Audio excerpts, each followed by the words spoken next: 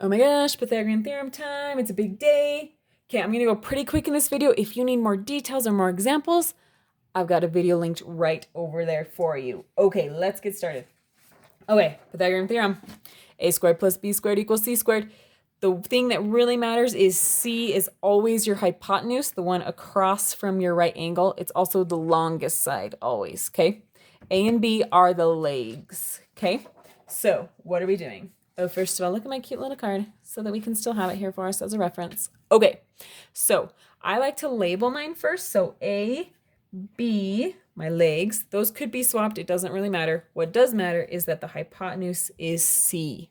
Okay, now we are just using this equation. So 6 squared plus 8 squared equals x squared.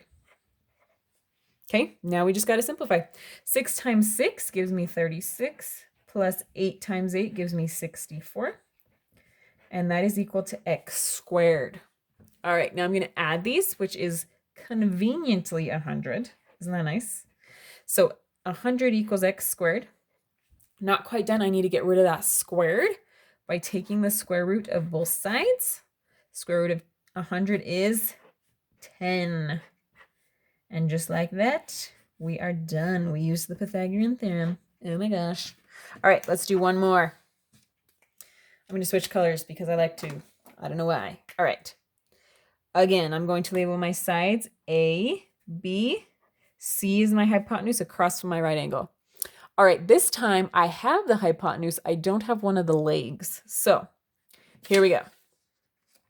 A squared, so 20 squared, plus B is the one I don't know. We're calling it n squared, equals C squared, which is 29, so 29 squared.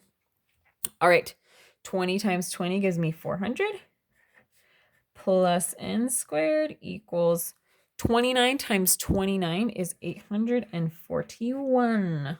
All right, almost done. I gotta subtract 400 from both sides, which leaves me with n squared equals 441.